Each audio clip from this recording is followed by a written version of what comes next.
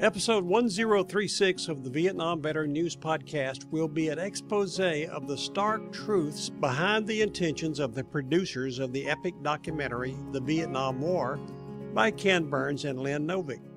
The writer Philip Jennings has dared to tell the truth about the documentary and its message. He laid out his position in a story he wrote for the New York Sun titled Justifying Betrayal of Vietnam Emerges as the raison d'etre of Ken Burns' film on the war. Jennings began his piece with the bold statement, "The only positive thing I can say about Ken Burns' documentary on the Vietnam War is this.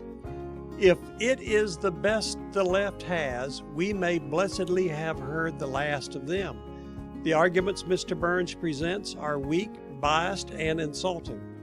The documentary is scripted to evoke sorrow and moral indignation over what was presented as American error, ineptness, and lack of moral purpose. He shredded the 5 pillars of the liberal view of the war that are: there was moral equivalency between the U.S. and communist forces and the goals and objectives of the respective governments. 2. President Johnson and General Westmoreland accomplished nothing. 3. The wars waged in Laos and Cambodia are irrelevant and were just part of the Civil War in South Vietnam. 4. South Vietnam was so corrupt that the North was a viable alternative. 5. America was not and has never been exceptional."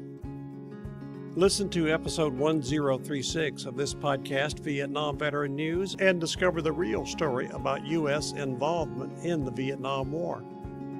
It is highly recommended you get and read a copy of Jennings' book, The Politically Incorrect Guide to the Vietnam War.